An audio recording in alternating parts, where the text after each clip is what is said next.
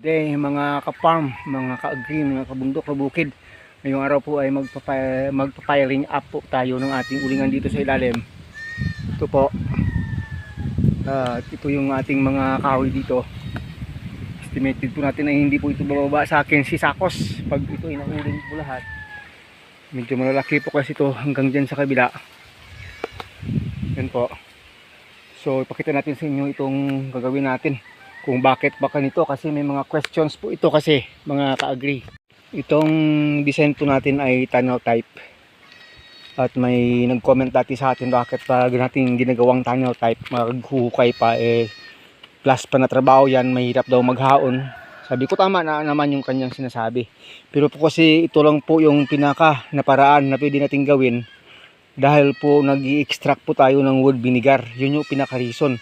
Kasi kung hindi naman natin kailangan ng wood vinegar, nasa exposed type lang tayo, yung round na hindi ka na maghuhukay para mas madaling magtabon, madali rin mag-harvest. Yun po. Pero kasi po, yung wood vinegar natin, mas malaki pa yung benepisyo kaysa uling kung minsan kasi ang mahal po ng wood vinegar dito sa amin.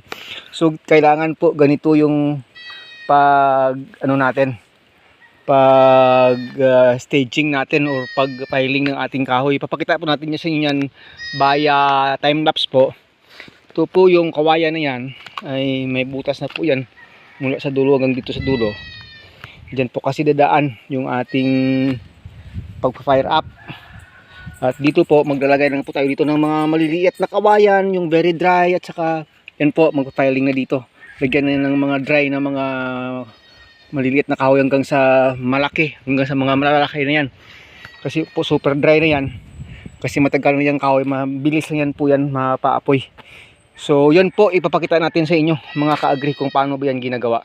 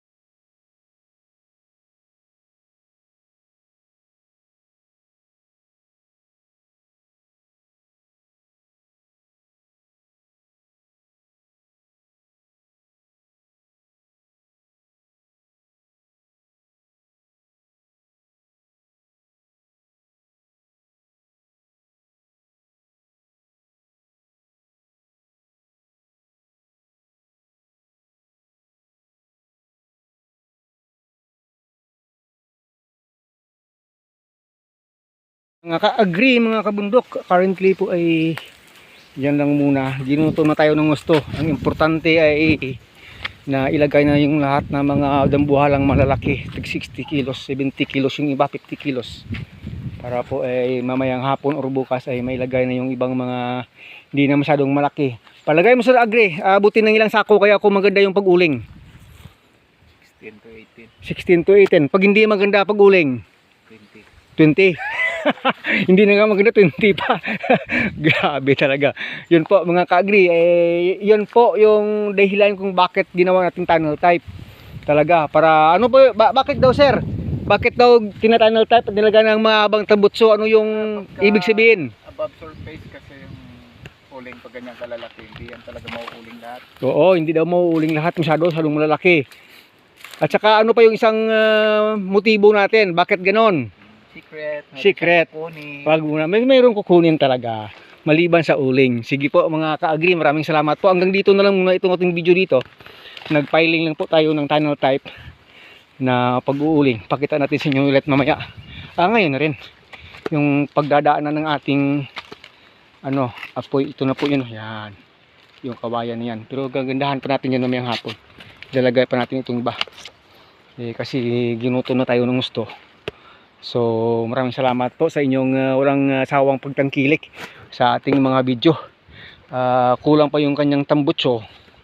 Sa iba breather yung tawag, yung iba kulang pa dito ng mga breather niya para po gaganda talaga yung higop niya ng hangin at hindi po mahirap makontrol yung pag-uuling. Kasi po hindi pwedeng tatapusin ng ito ng 24 hours, 48 hours. Hindi pa mauuling lahat pag biglaang apoy lang kasi masyadong malalaki yung kahoy.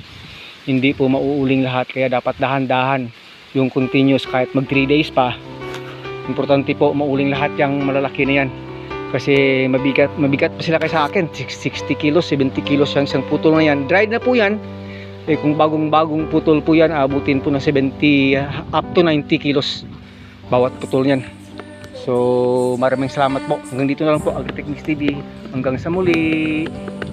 Paalam na. God bless us all. Mabuhay ka magsasakang Pilipino. I was once like you before, so begin. But I hold the dreams I have and never will be there. When you're down, strive to stand. He'll send you a helping hand. Your life is not just fantasy, all the dreams and be apart. Don't give up, never stop. He will help you reach the star. Though maybe you don't understand all the dreams and trust His heart.